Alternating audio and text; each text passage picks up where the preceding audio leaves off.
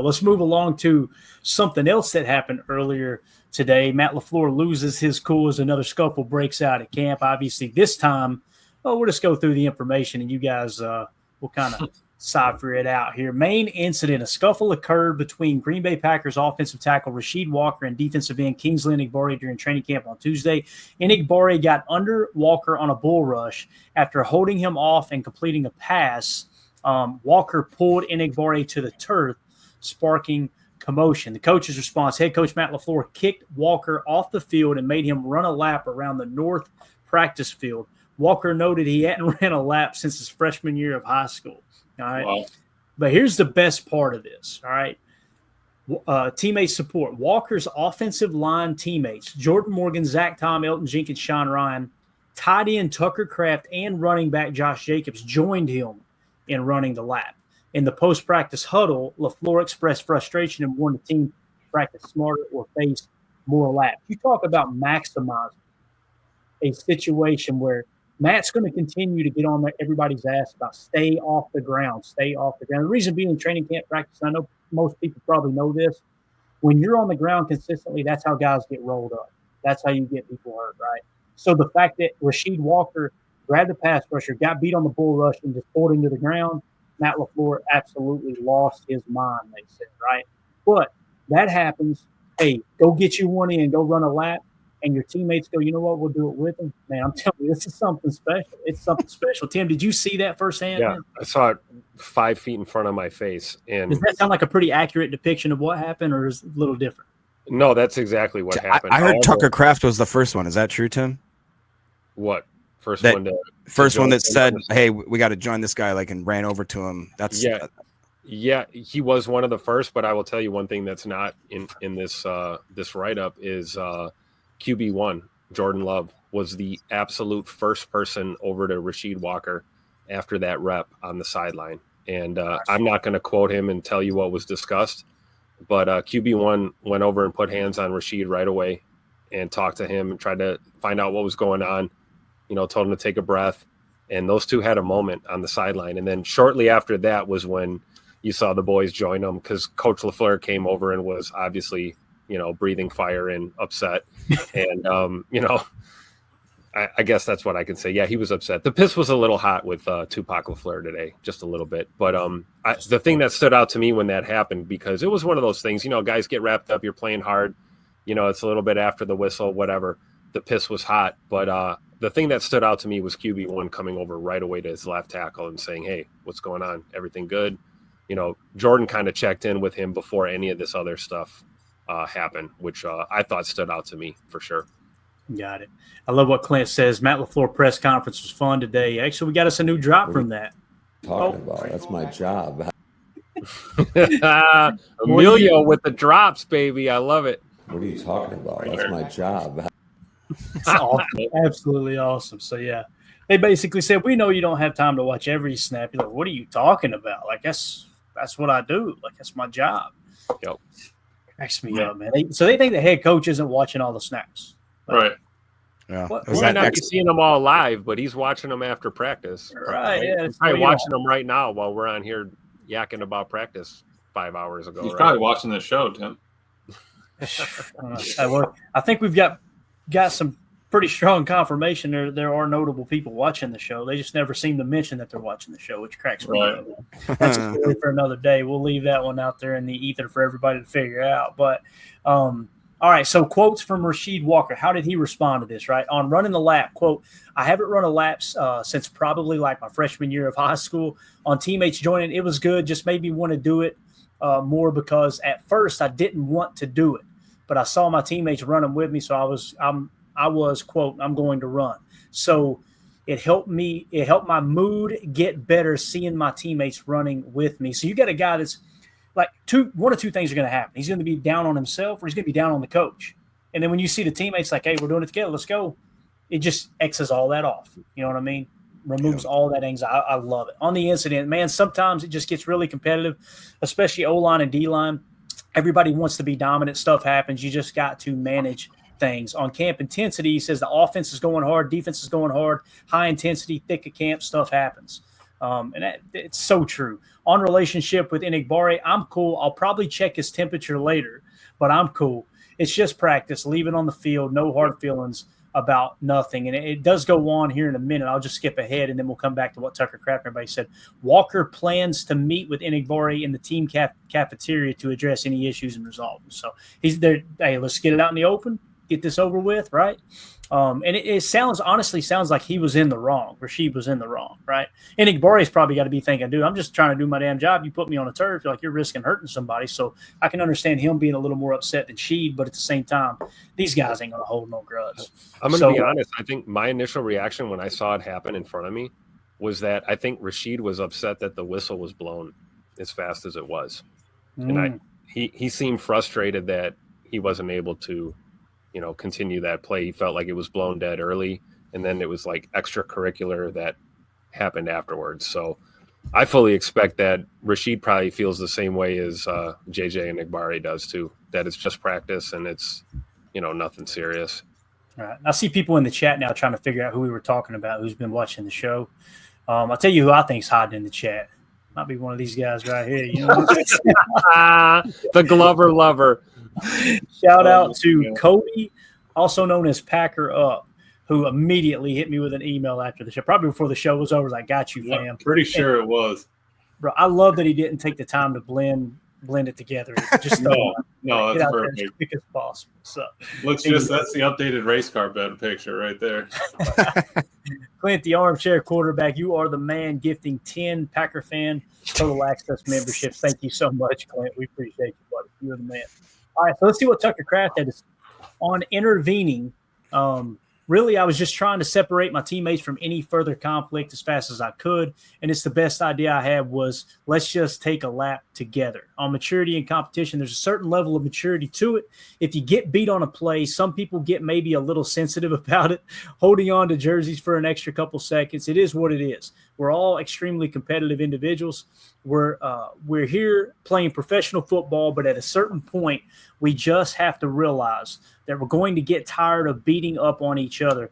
We got to get more prepared to play other teams, and the best way to do that is just to keep each other safe, keep each other up. Zach Tom said that's never happened before. He said on the support, that's never happened before. I haven't seen something like that since high school. We didn't want him to go around alone, so we're just like, let's join him. Obviously, we have his back. Quotes from Elton Jenkins here says, on backing Walker, I feel like he was just playing football, but we're going to ride with him no matter what. It was just basically like, he do it, I do it. And then, of course, Josh Jacobs says, on balancing edge and protection, I would say definitely need an edge, but it's also you got to protect the guys in the building because we're going to need everybody to win this time. It's going to take everybody. So I definitely say it's a thin line between playing hard and being a little chippy and doing a little bit too much. So obviously the context we talked about, he said he's going to meet with Enigbare in the cafeteria and kind of hash things out. Described as a scuffle rather than a full-scale fight occurring during the first 2 days of padded practices. Obviously yesterday you had the little dust up there with Nate Hobbs and Marshawn Lloyd, which it was confirmed by Goody today. And this cracks me up. This goes back to what I said last night, where people are like, yeah, well, he's just like, I'm already seeing people saying, I feel like Goody's covering for his new free agent because he said that Marshawn Lloyd's injury did not happen from the hit that Nate Hobbs laid on him. It was more of a non-contact type thing.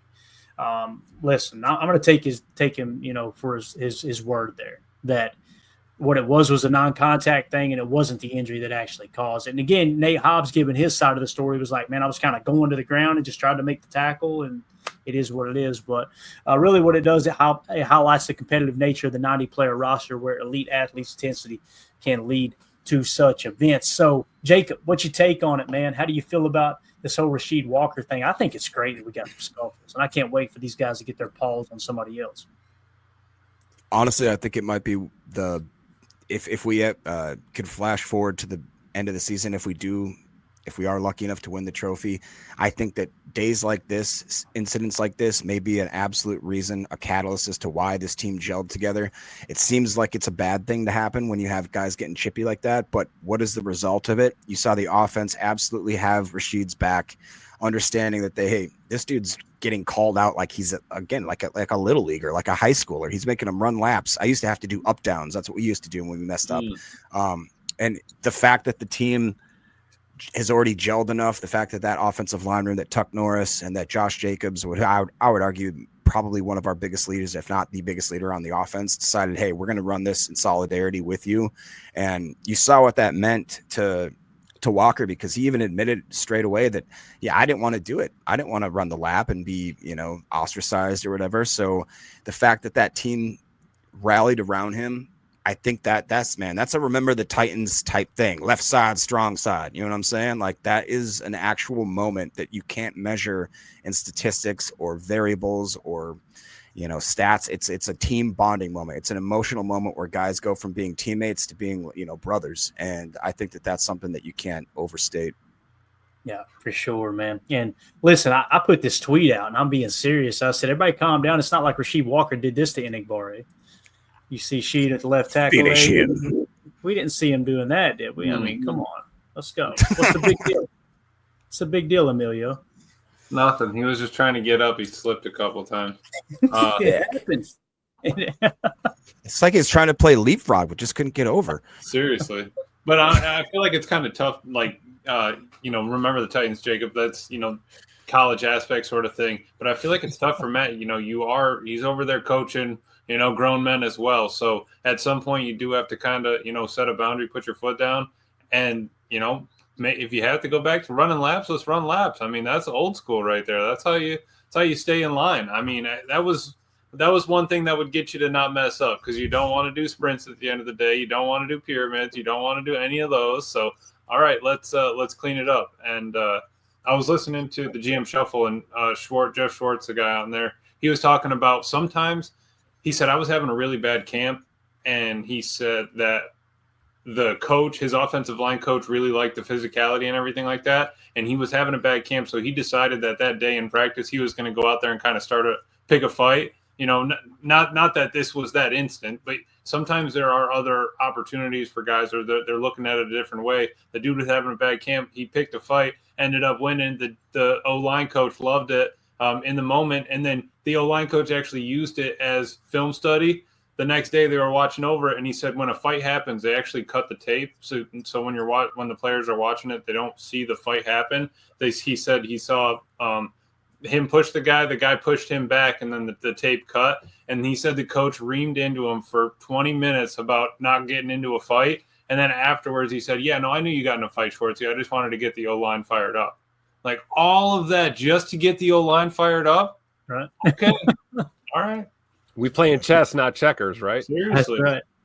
Ron Sample makes a great point here, boys. He says Rasheed gets in trouble every time Tim's on the sideline. I think there might be something to that, to be honest. All one time that I've been.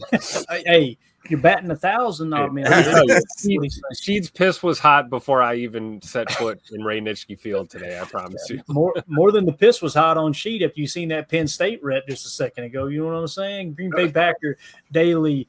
Rob Westerman, the man, the myth, the legend, in the chat says Tim was showing me the ropes today. Legend. Stop it. Rob showed me the ropes today. Thank you, Rob. Hey. Rob's way too humble, man. I'm telling you. Rob gave me these. Okay, this is how we got in today. So thank you, Rob. So if anyone showed anyone the ropes, it was Rob Westerman for sure. Thanks, Rob. It blessed my soul seeing that picture of you too, man. It was just awesome. It's like, God, such a great day, man. Love it. As we always say, we're building a team, not collecting talent. You know what I'm saying? Right. So I was going to do a quick little day 6 recap here. Why don't we go around the horn? I don't know if you guys have had time to kind of dive into maybe what stood out to you. I know the big thing that people were talking about, and I've seen multiple people say it too, like Aaron Rodgers' agent says, per Rob Domofsky, Lucas Van Ness with another strong showing in one-on-ones, beat Jordan Morgan at left tackle twice, once with an inside move and another around the edge. LVN 3-0 so far in the drill. So you're starting to see a LVN sighting here, gents. What are y'all thinking about that? I'll tell you what I saw on the sideline. I saw a 5-yard check down or an out to Romeo Dobbs, and I watched LVN come off the edge with one hand and throw Rome like a rag doll to the turf. I saw that firsthand. It was almost one of those plays that could have got chippy if they didn't blow it dead right away. But LVN just got enough to grab his shoulder coming around the corner, and just he threw Rome like he was a 2-year-old. You know, it was amazing. Heck yeah. Anybody else got anything that they heard today they want to hit on before we dive into like Rob Domofsky and what he seen today? Good. I think that was probably mine. Would be the progression of LVN, because we need that to happen, guys. I mean, the first round draft pick, the way that he right here, like Packer up is saying, we need Hercules to have a breakout year. We really do, because we talked about the window being open, and I truly believe it is. The only thing I think that could maybe halt that is if we don't have another stud at that end position. And we know what we got with Gary. We don't have to worry about him. I think, honestly, we even might know what we have in a guy like Brenton Cox. And I've really liked Enigbare. I wish he maybe took